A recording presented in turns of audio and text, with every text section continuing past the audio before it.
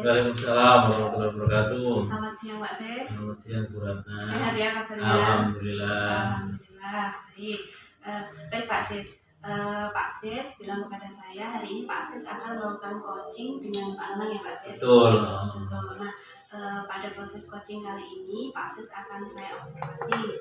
Adapun yang akan saya nilai itu apakah proses coaching Pak Sis nanti sesuai dengan alur cerita atau tidak. Ya, baik Bu. Ya. Kemudian saya ingin mengajukan beberapa pertanyaan Pak Sis sebelum Pak Sis melakukan coaching. Nah, pertanyaan pertama, kira-kira dari proses coaching Pak Sis nanti kompetensi apa yang ingin Pak Sis kembangkan? Oh ya, yang ingin saya kembangkan itu di mendengarkan aktif sama di kehadiran penuh. Oke, berarti Pak Sis ingin mengembangkan dua kompetensi itu ya Pak Sis? Ya. Kalau yang lebih spesifik yang ingin dikembangkan yang mana Pak Sis? Ke yang mendengarkan aktif ya. Yang mendengarkan aktif. Baik Pak Sis. Lalu apa harapan Pak Sis dari proses coaching ini nanti Pak Sis? Harapan saya nanti yang coach itu mendapatkan solusi atau jalan keluar dari permasalahan yang mau disampaikan. Oke, baik. Jadi itu tujuannya Pak Sis ya. Nanti Pak Sis silakan lakukan coaching dengan Pak Nanang dan selama proses coaching saya akan melakukan observasi ya Pak Sis. Iya, baik. Baik, silakan Pak Sis.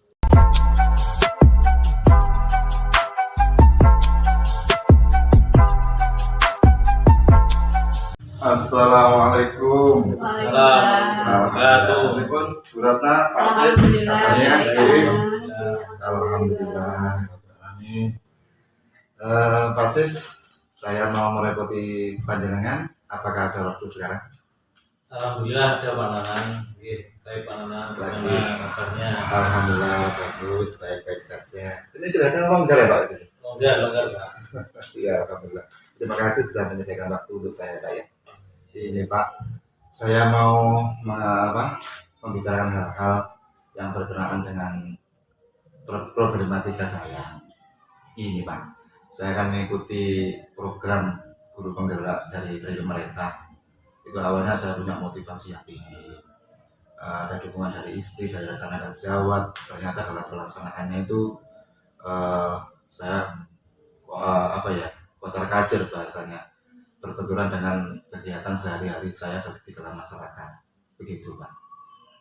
Oh, jadi permasalahan yang mau diobrolin itu Pak Nanang mau mengikuti program guru penggerak. Ya. Nah, terus kira-kira tujuannya yang mau diambil Pak Nanang dari pembahasan kita ini? Ya, kami bisa menemukan solusi tentang permasalahan yang kami hadapi Pak, karena kami kesulitan membagi waktu antara mengerjakan tugas guru penggerak dan juga tugas sebagai di masyarakat kadang-kadang dibutuhkan sebagai pertama menjadi imam di masjid kami, atau menjadi imam tahlil, atau menjadi kadang-kadang disuruh memimpin acara piton-piton, akikoan dan lain-lain sebagainya. Itu kalau waktunya bersamaan atau berbenturan, terus kami kesulitan dalam melaksanakan tugas keduanya.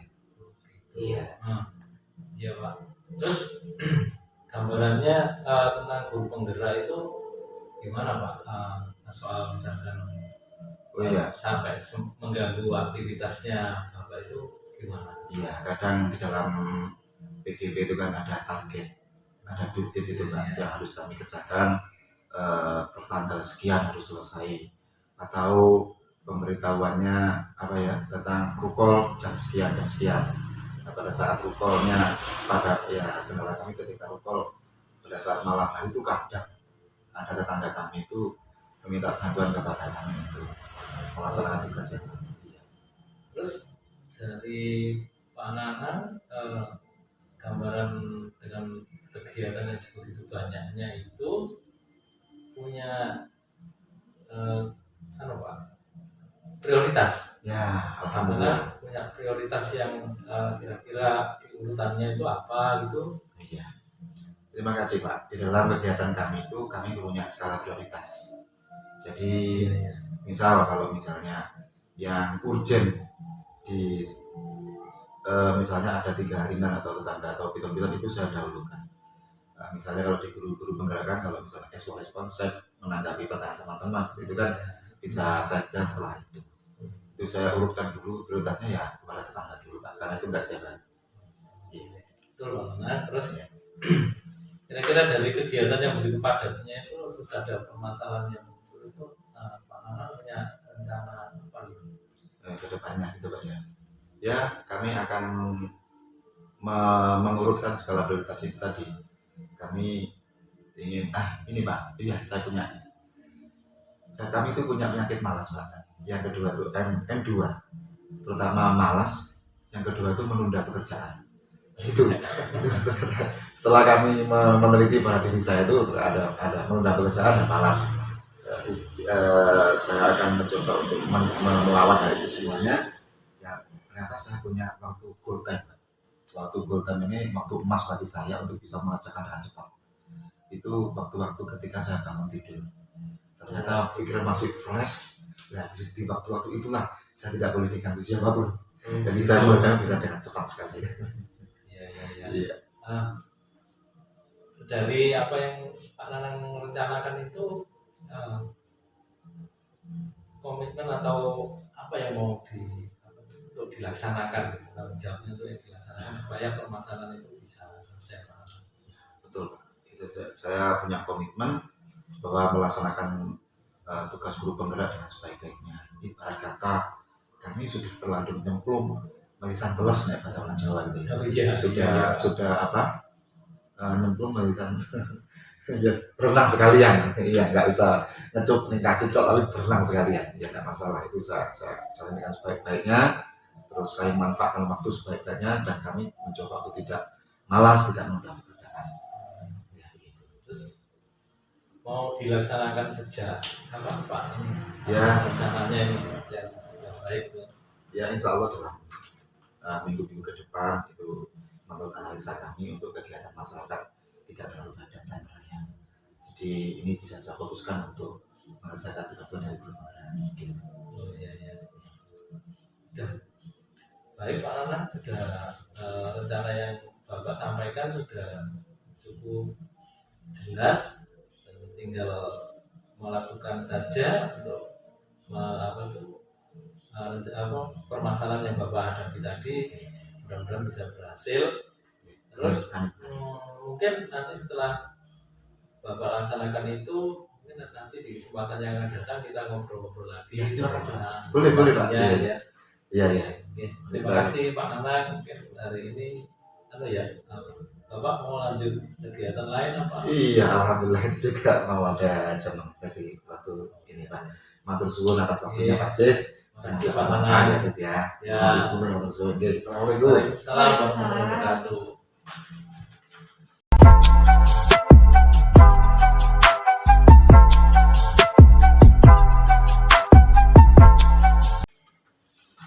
Baik Pak Sis, tadi sesi coachingnya Pak Sis dengan Pak Nanang sudah selesai ya. Iya benar. Ini saya ingin tahu beberapa hal ini Pak Sis. Jadi menurut Pak Sis tadi dari sesi coachingnya Pak Sis sudah maksimal atau belum? So, untuk dari saya, insya Allah belum maksimal penuh sih Bu. Cuman saya mencoba untuk menggali apa yang bisa saya lakukan lah. Kok tidak maksimal itu apa Pak Sis yang menyebabkan Pak Sis menilai demikian? Karena menurut saya maksimal itu ketika sebuah persoalan itu sangat menjadi jelas. Ya. Tapi kalau misalkan kita masih ada percobaan, mencoba nanti terus kita lihat hasilnya, itu kan berarti kita sebenarnya belum mengatakan bisa mengatakan maksimal karena kita nggak tahu hasilnya yang mau dilaksanakan. Betul. Iya Pak Sis. Pak Sis, ini bolehkah saya menyampaikan hasil pengamatan saya Pak Sis? Boleh. Jadi tadi saya mencatat dan mengamati ada beberapa poin Pak Sis. Dari yang pertama, dari alur coaching yang Pak Sis lakukan itu sebenarnya sudah sesuai dengan rencana, sudah sesuai dengan alur tirta Pak Sis. Nah, cuma mungkin di bagian terakhir Pak Sis, yang bagian tanggung jawab, ketika proses coaching, ketika penutup tadi Pak Sis, mungkin lebih baik kita menanyakan sebelum mengakhiri proses coaching itu menanyakan kepada coach bagaimana perasaannya coach setelah melakukan proses coaching, apakah sudah lega, apakah sudah merasa puas setelah menemukan solusi sendiri seperti itu Pak Sis. Refleksi ya. Iya. Terus yang kedua terkait pernyataannya Pak Sis yang katanya kurang di situ tadi, sebenarnya dalam proses coaching itu kan memang solusi yang ditemukan oleh coach itu kan memang akan dicoba pada tahap tindak lanjut nih Pak Sis. Jadi memang proses itu berhasil atau tidak kita belum tahu. Ya, sehingga tadi Pak Sis menawarkan bahwa di lain waktu akan bertemu lagi seperti itu. Jadi tidak apa-apa sih, itu memang proses coaching seperti itu. Terus untuk kompetensi yang ingin Pak Sis kembangkan tadi kan mendengarkan secara aktif ya Pak Sis. Nah, kalau saya mengamati, jadi sepanjang proses coaching, Pak Sis ini sudah mendengarkan secara aktif, alhamdulillah. Nah, indikatornya dari mana? Tadi saya menilai Pak Sis itu sudah fokus kepada coaching. Jadi ketika coaching menceritakan permasalahannya, Pak Sis tidak terdistract, tidak terganggu, tidak melihat kanan kiri. Jadi fokus mendengarkan dan menyimak apa yang coaching sampaikan. Terus untuk yang kedua, Pak Sis tadi juga memberikan umpan balik dari setiap pernyataannya coach. Jadi coach berbicara, Pak Sis menanggapi. Coach bicara, Pak Sis menanggapi, dan tanggapannya Pak Sis ini sangat sinkron dengan apa yang disampaikan coach, sehingga coach bisa menemukan solusi dari permasalahannya sendiri. Jadi kalau secara garis besar itu tadi yang saya amati Pak Sis, cuma kurang tadi di tahap tanggung jawab ya yang terakhir menanyakan perasaan coach. Kalau untuk alur sudah sesuai dan untuk kemampuan mendengarkan aktif Pak Sis sudah baik secara umum. Gitu Pak Sis. Terima kasih Dona ya. Baik Pak Sis, jadi proses supervisi kita sudah selesai hari ini, semoga membawa bermanfaat bagi Pak Sis. Perasaan Pak Sis sendiri bagaimana setelah proses kita ini Pak Sis? Alhamdulillah senang dari tahu mana yang kekurangan saya, dan kita perbaiki di berikutnya, proses berikutnya. Baik Pak Sis, semoga saya dan dengan juga semakin baik nih Pak Sis. Amin. Sekian kita tutup dulu pertemuan kita hari ini Pak Sis. Assalamualaikum Pak Sis. Waalaikumsalam warahmatullahi wabarakatuh.